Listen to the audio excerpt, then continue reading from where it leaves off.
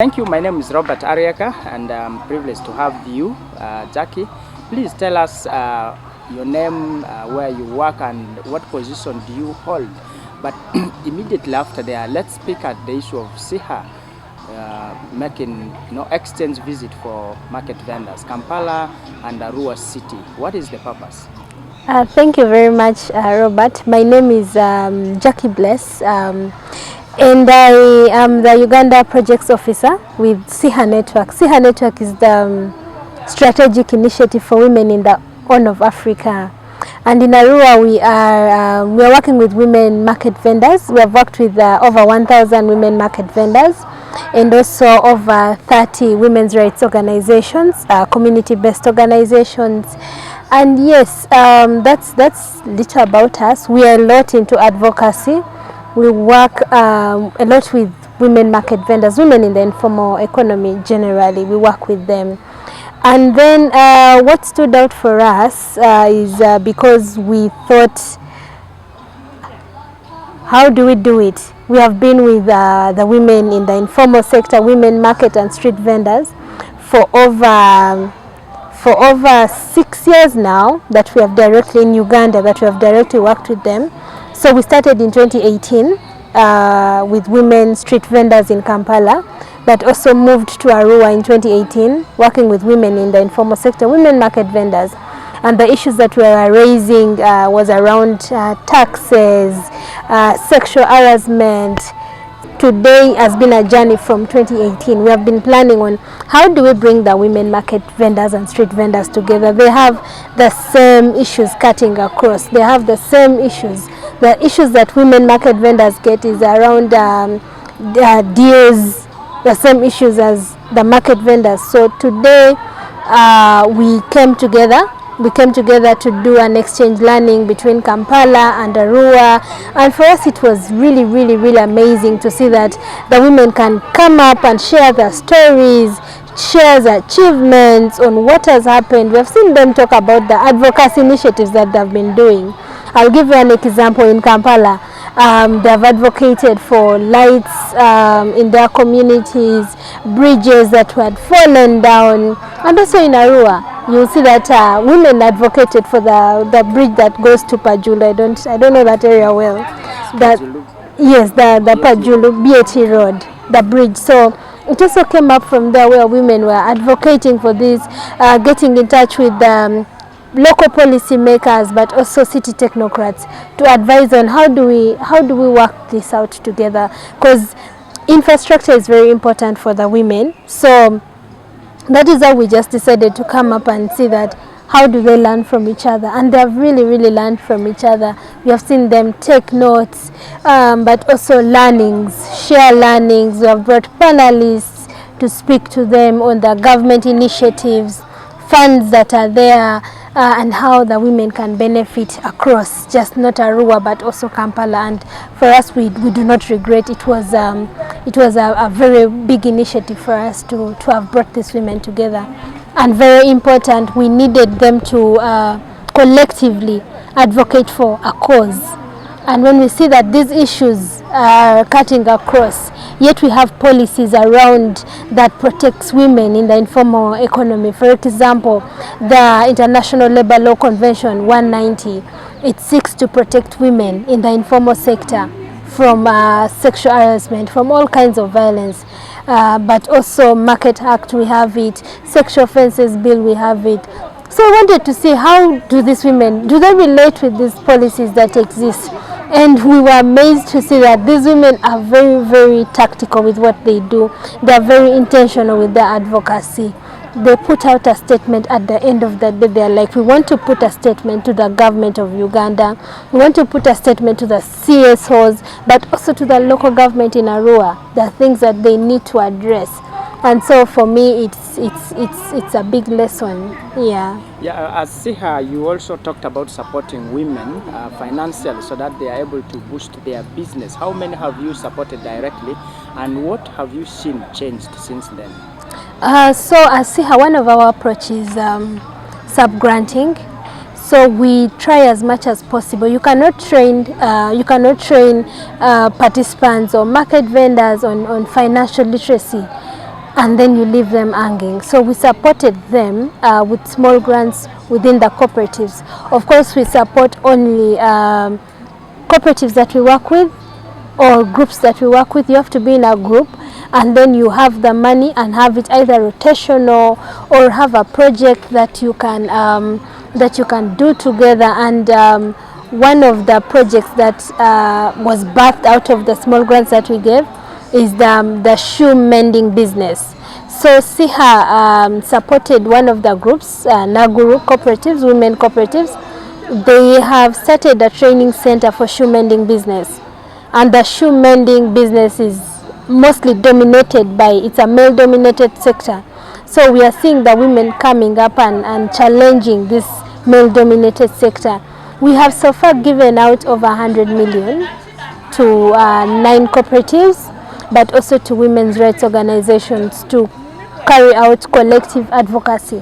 They find an issue, come together, and then we facilitate the process of engaging with the government, engaging with stakeholders on how to address the issues of concerns. Yeah. If you look at many of the women, they still have fear to access loans in the banks and financial institutions, but they cannot run away from the need for money. How can they, like those you have already worked with, how can they grow together within themselves without going to borrow outside? I think having income generating activities that bring money to the group is very, very important, and it's one of the ways that women can come together and generate funds. I'm giving you this example of our women groups. They sit together and grow their own money.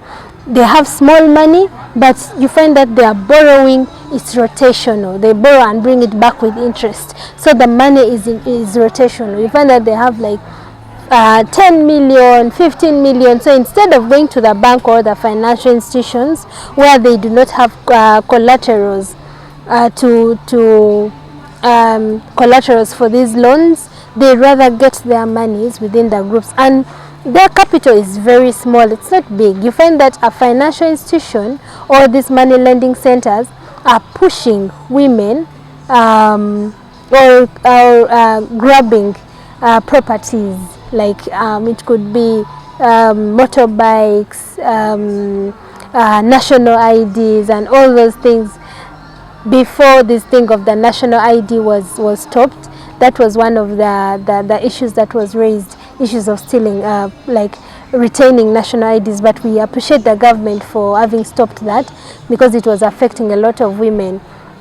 So for us, it's around still women coming together and agreeing and saying, like, for a common cause, the way these women are doing, and accepting to begin small. Yeah. Okay, as we conclude, we have the aspect of women who have been complaining about harassment, GBV, but also, sexual gender-based violence, either at marketplaces or even at homes. How can this be challenged or overcome by these women who are now empowered, but also those who are not empowered? What can they do? I think you brought it out clearly, very well. That is one of the areas that is invisible, yet very, very visible. Like we tend to pay less attention to such issues or concerns. For example, when you say that there is sexual harassment in the market, no one will agree to that. But you'll find that some women are buying spaces with their bodies, not because they want, but because they want to maintain the what? They want to maintain the space. This is very common among women street vendors. I personally did a study around that, and it came out strong. So for me, the women who have already been empowered, they know their right. They know the fact that if you touch me, I will retaliate, or I can report you. But the challenge with sexual harassment is that it can easily be challenged, because we need evidence. So a woman cannot come to the police or go to authorities and say, this man touched my bums, or this man touched my breast. Where's the evidence? You get? They might think you're just fabricating it. So it happens, and the women have For us, we have trained the women to learn to say no, stand up, and report these cases. However much they don't want to listen to it, let them report these cases. But also we have para social workers within the markets, but also women human rights defenders within the markets that they can report these cases to, and they get them addressed. They're either done through referrals and all those things.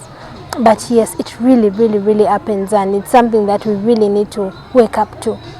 The aspect of women having access to land is a common challenge in West Nile, even owning land. What can you do to ensure that such empowerment continue further to the cultural institution, but also to men or heads of families, to ensure that they have their right to property? So from our engagement, we engaged with the Prime Minister of Lukbarakari. They developed a pronouncement, a cultural pronouncement. This is a document or a local policy that protects the society. You get, like, it regulates activities or norms or beliefs of society. So this pronouncement is still lacking a lot, and we feel that culture and the society are not parallel. Culture is embedded in the society, and we have gatekeepers of these cultural institutions. So for me, very important is first reviewing the cultural pronouncement, the Lukbarakari pronouncement. The women's rights organizations made pledges to reviewing the document. So hopefully before December we shall have that document, and then very important is popularizing that document to the clan leaders, to the societies, but also the people in the different communities that are within Arua. Do you think the review will be able to solve this challenge of women, being blocked from owning land or even accessing land for farming especially? Yes, I think it's going to do a lot, because one of their claims, of the perpetrators' claims, is that that is what culture says. You get? That is what culture says. But now culture is saying something else. We have evidence. We have the pronouncement saying that culturally, Lukbarakari doesn't agree to that. You understand? We have number of women owning land, and the cultural pronouncement agrees to that. You understand? So if we have a document, it's just like having the constitution. You cannot do something against the constitution. The constitution says women are supposed to own land. You get? So the pronouncement must be aligned to the law of Uganda to make it legal. Yeah. Okay, lastly, how many of these women came together, Kampala and Arua, and do you believe that they will be able to replicate this knowledge back home? Yes. So out of the 700 women that we are directly working with, we were able to pick out 40 women were represented today. Yes, so we believe that these are things that the women have been doing. You find them on different platforms. You get? So they have their small circle that we call safe spaces. They have safe spaces that they sit in and discuss. So they have picked these things, so they are going to go back to their safe spaces, but also discuss the things that we have talked about here. Of the 40, how many are from Arua and how many are from Kampala? So of the 40, we have 9 from Kampala, and the rest are from Arua. Okay. Yeah. Thank you so much.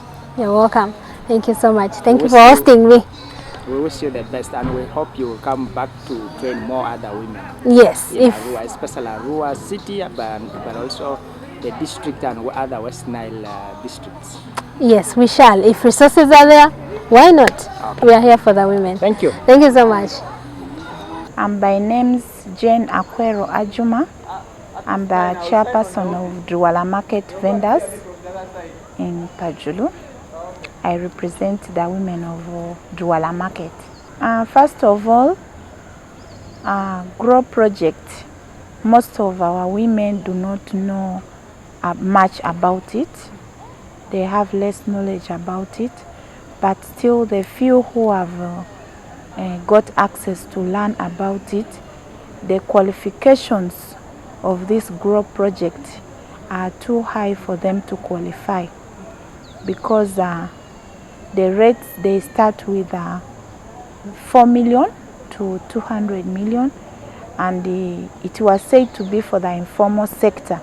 But if you look at the market vendors, their capital cannot reach that tune, most of them, and they don't have collateral that they can use, like a land title or something to put so that they can get this loan. So it has been, women want it, but it is difficult for them to qualify. And when you don't qualify, you cannot get the loan. With the Siha has done a lot to my women of the cooperative, because before Siha came in, women did not know what to do.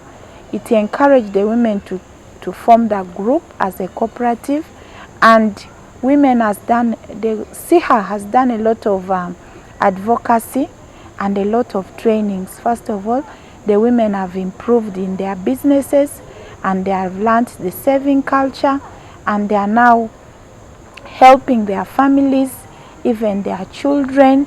And apart from that, the trainings Siha has given the women, they have learned to see how they can get help from their various offices where necessary. For example, women have come up to advocate for their rights in the markets.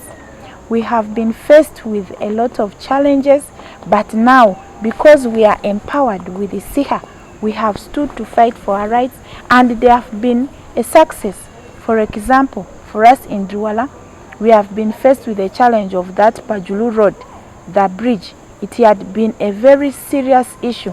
It has affected our business, and when you get goods from the other side of Arua district to take to Arua city, you have to stop at Awindiri, and then you transfer your goods again using boda extra money to take up to Pajulu BAT. So because of that, it has been very expensive. But because the women came up in collaboration to see that they will work with the leaders, try to engage them so that this work is done. Today, the bridge has been constructed, and our goods can be transported from the other side direct to our market. That is the advocacy where we have benefited as an achievement. Additionally, as I'm speaking, the garbage in our market has been so terrible. It has not been collected for long, but we have been pressurizing on our leaders, on the stakeholders, to see that the garbage is collected. So as I speak today, yesterday, SCCA was at our market. They have been collecting this garbage yesterday the whole day. So our market garbage has been all collected. We are so happy. With the issues of market dues, it is an issue that cuts across. Because now, we may say, yes, we have been overcharged. But what about the tenderer? Is he also not overcharged?